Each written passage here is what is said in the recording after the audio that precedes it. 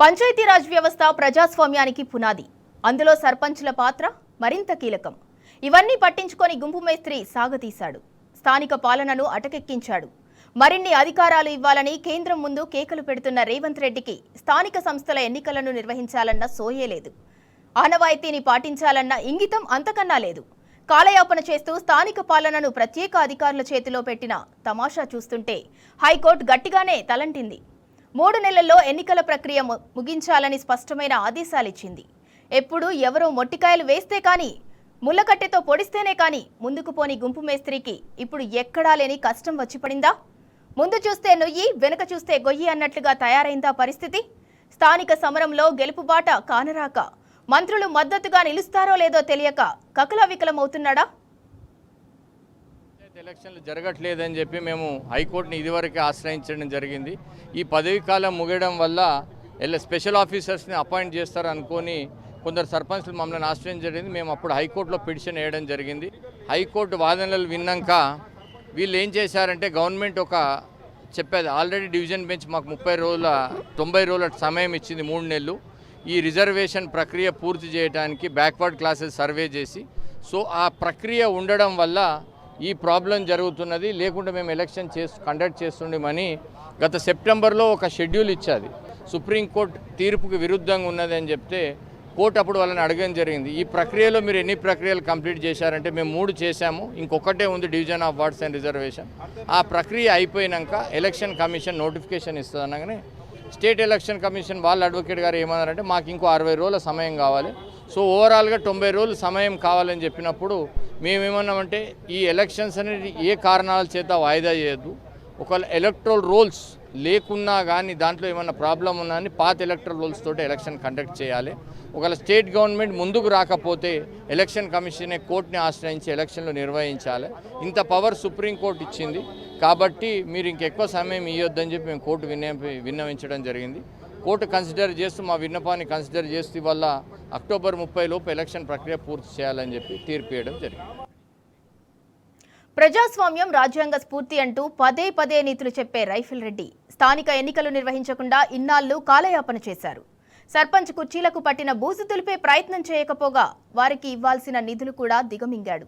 నిధులు ఇవ్వాలని, స్థానిక ఎన్నికలను నిర్వహించాలని లోకల్ లీడర్లు ఎంత నెత్తినోరు కొట్టుకుంటున్నా పెడచెవిన పెట్టాడు.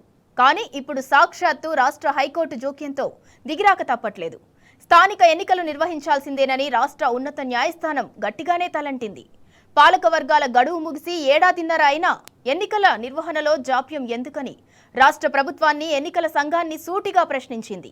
కానీ ఎలా ముందు కనిపిస్తున్న భారీ అగాధాన్ని ఎలా పూడ్చుకోవాలి? పార్టీలో సఖ్యత లేదు, ప్రజల నుంచి సానుకూల సంకేతాలు లేవు. ఎలా బయటపడాలో తెలియక బిక్కముఖం వేయాల్సి వస్తుంది.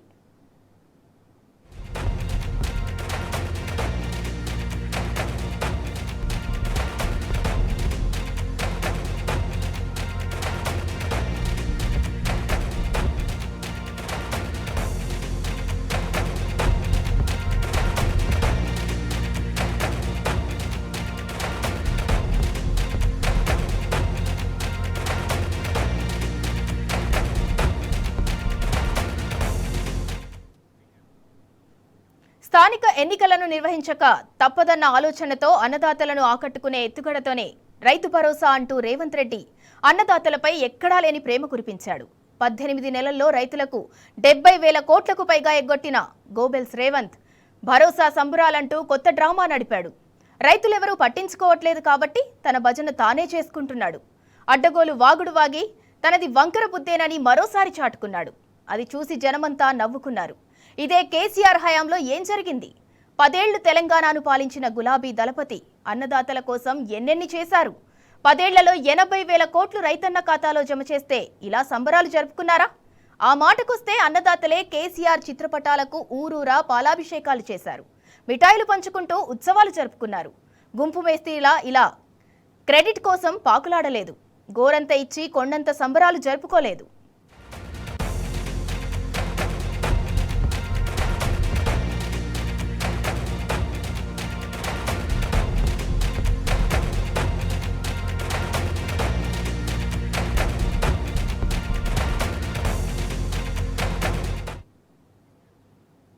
18 నెలల రైఫిల్ రెడ్డి పాలనలో అన్నదాత ఏ మాత్రం హ్యాపీగా లేడు.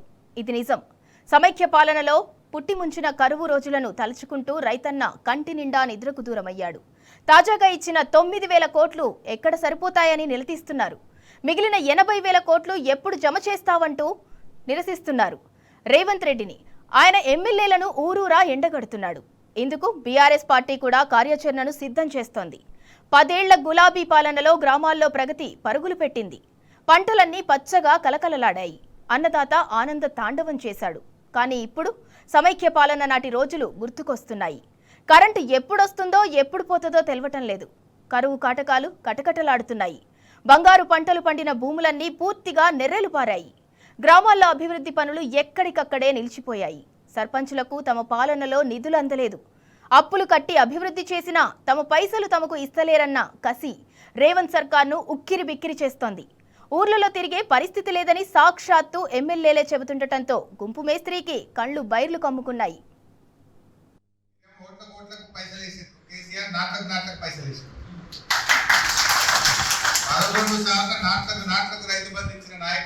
రైతు బాంధవుడు కేసీఆర్. నువ్వు పార్లమెంట్ ఎలక్షన్లకు మళ్ళీ పంచాయతీ ఎలక్షన్లకు కోట్లకు పైసలు వేసినవని నువ్వు మధ్యలో రెండింటికి వెళ్ళిపోయి దాని సంగతి చెప్పు. ఫస్ట్ ఇవాళ కేసీఆర్ ఓట్ల గురించి ఎన్నడూ ఆలోచించలే. రైతు బంధు పెట్టినాడు ఓట్లు ఉన్నాయా? ఎలక్షన్లలో బీఆర్ఎస్ పార్టీ మేము రైతు బంధు ఇస్తాము అని మీరెక్క ఓట్లు వేయించుకుంటారా? గెలిచిన తర్వాత రైతుకి ఏం కావాలనో ఆలోచించి 2018లో రైతు బంధును సృష్టించిండు కేసీఆర్. ఓట్ల కోసం చెప్పారు. ఊర్లలో కేసీఆర్ ఉండగా రోజు చెత్త ఎత్తిండ్రు. కాంగ్రెస్ వాళ్ళు ఎత్తినాక చెత్తబండి బంద్ అయింది, ట్రాక్టర్ వస్తలేదని ప్రజలకు తెలియదా? కాలిపోయిన బుగ్గలు ఊర్లలో ప్రజలకు తెలివయా? దవాఖానలో పోతే కేసీఆర్ కిట్ వస్తలేదు, సూది లేదు, మంది లేదు అనేది ప్రజలకు తెలియదా? ఇలా కాలేజీలు చదువుకునే పిల్లలకు 20 నెలల నుంచి ₹1 ఫీజు రియంబర్స్మెంట్ చేయక నువ్వు పిల్లల చదువులు ఆగం చేసిన విషయం తల్లిదండ్రులకు తెలియదా? నువ్వు ఏదో నోటికి వచ్చినట్టు మాట్లాడి చిల్లర ఉపన్యాసాలు ఇస్తే ప్రజలు మిమ్మల్ని మీ కాంగ్రెస్ పార్టీని మళ్ళా 10 ఏళ్ళ దాకా మొలకెత్తనీయరు.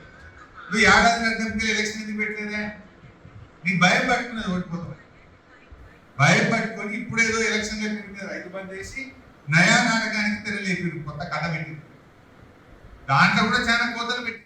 ఒక్కటి మాత్రం నిజం, కాంగ్రెస్ ప్రభుత్వంపై తెలంగాణ ప్రజల్లో తీవ్రమైన వ్యతిరేకత గూడు కట్టుకుంది.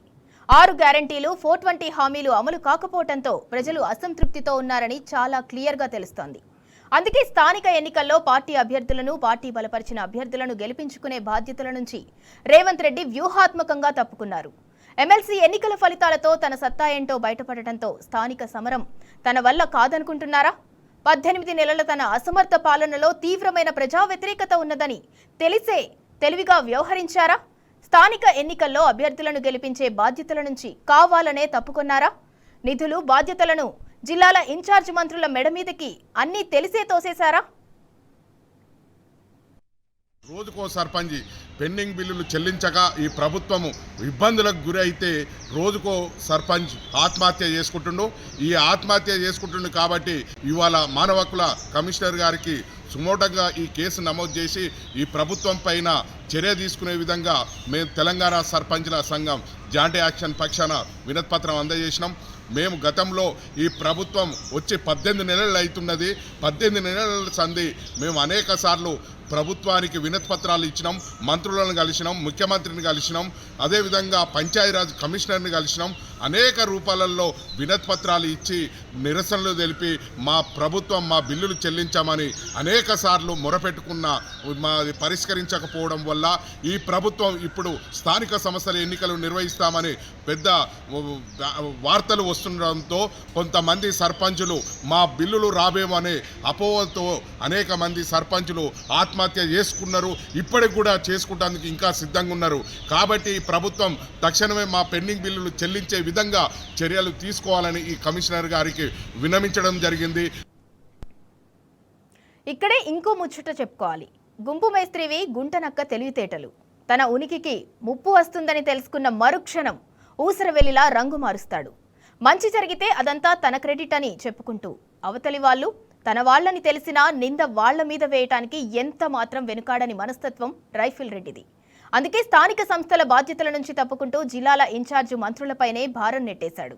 గుంపు మేస్త్రి గుట్టు మాటలు ఆయన వ్యవహార శైలిపైన కాంగ్రెస్ పార్టీ వర్గాల్లో జరుగుతున్న చర్చ కూడా ఇదే.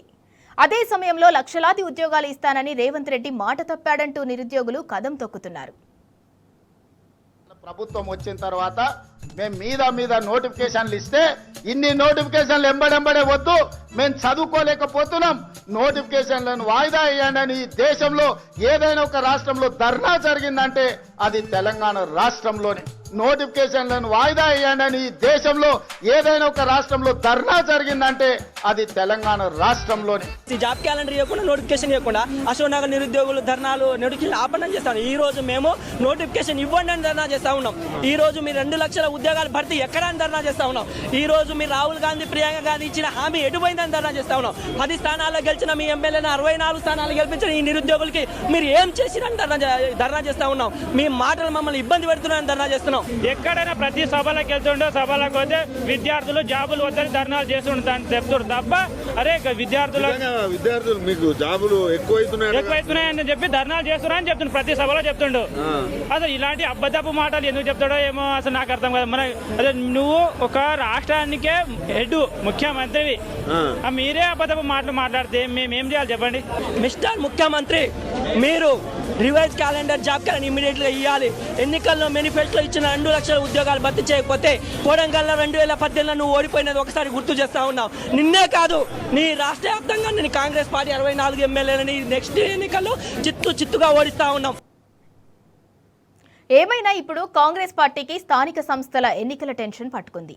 క్షేత్రస్థాయిలో రేవంత్ సర్కార్పై తీవ్ర వ్యతిరేకత ఉన్న పరిస్థితుల్లో లోకల్ బాడీ ఎలక్షన్లు మంత్రులకు సవాల్గా మారుతున్నాయి. గతంలోని ఎన్నికల హామీలు, రుణమాఫీ, పెట్టుబడి సాయం పూర్తి స్థాయిలో అమలు చేయకుండా ఇప్పుడు అందరికీ రైతు బంధు ఇస్తే ప్రజలు నమ్ముతారా? నమ్మి మరోసారి హస్తం పార్టీని ఆదరిస్తారా? నో నెవర్ అంటున్నారు తెలంగాణ ప్రజలు.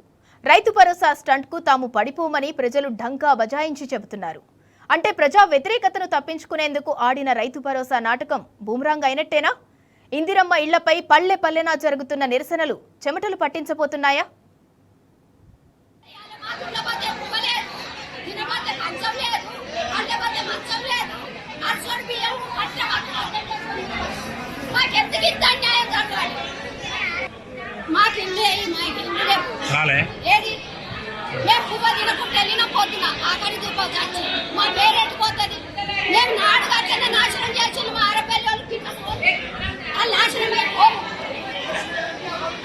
సంస్థల ఎన్నికల్లో మరి డిపాజిట్ కూడా దక్కకుండా కూడా మరి పోయే పరిస్థితి ఉంది కాంగ్రెస్ పార్టీకి. ఇప్పటికైనా కను తెరవాలి. ఎందుకంటే మీరు ఇప్పటికే ఊబిలో పీకలు కూరుకుపోయినారు మీరు. ఇక మీరు ఇంకా ఇప్పుడు కూడా మారకపోతే మాత్రం ప్రజల నుంచి మరి నిరసన, మీ పార్టీకి మరి వ్యతిరేకత ఎదురొద్దని చెప్పడంలో మరి ఎలాంటి సందేహాలను తెలియజేస్తా ఉన్నాను. ఇల్లు అడిగితే ఇల్లు అడిగితే అట్లా కారం పొడి వేసి మాకు కొట్టిండ్రు సార్. ఈ ఇల్లులో ఎవరైనా ఉండేటోళ్ళు ఉంటారా సారు? బిల్డింగ్ ఉండేటోళ్ళకే ఇల్లు ఇస్తాను సార్. జాగా భూమి 10 ఎకరాలు 5 ఎకరాలు ఉన్న వాళ్ళకే ఇల్లు ఇస్తాను. మాకు మేము అడిగితే మేము అట్లా మాకు పట్టుకొని ఇంటి వెనుక వాళ్ళ ఇంటి వెనుకనకే పట్టుకొని మాకు కారం పొడి వేసి కొట్టిండ్రు సార్.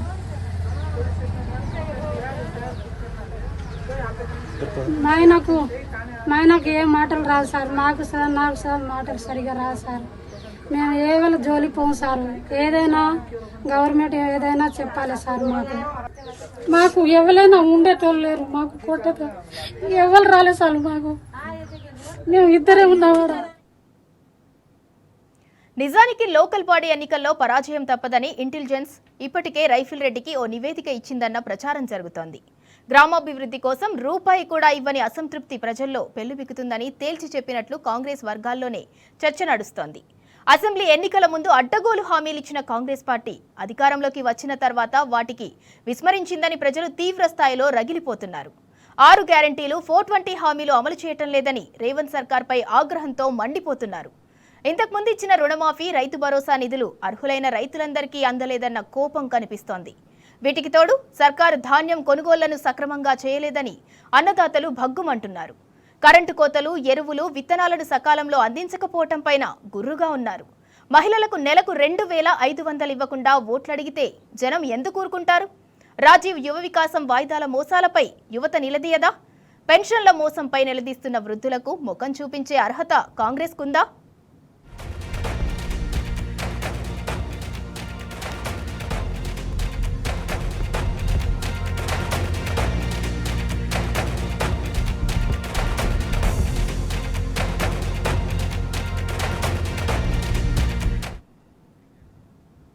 అంతెందుకు గత 10 ఏళ్లలో కేసీఆర్ ప్రభుత్వం అమలు చేసిన అనేక పథకాలను రేవంత్ సర్కార్ ఇవ్వకపోవడంపై జనం నిప్పులు చెరుగుతున్నారు. ఇందిరమ్మ ఇళ్ల మంజూరు విషయంలో కూడా నిజమైన లబ్ధిదారులకు న్యాయం జరగలేదు. ఇలాంటి పరిస్థితుల్లో స్థానిక సంస్థల ఎన్నికల్లో కాంగ్రెస్ గెలుపు కత్తి మీద సాములా మారటం ఖాయం. సొంత పార్టీ నేతల మధ్య సమన్వయ లోపం, రేవంత్ ప్రభుత్వంపై ప్రజల్లో తీవ్ర వ్యతిరేకత ఉండటంతో లోకల్ బాడీ ఎన్నికల్లో గట్టెక్కేదేలా అన్న టెన్షన్ మంత్రులను వెంటాడుతోంది.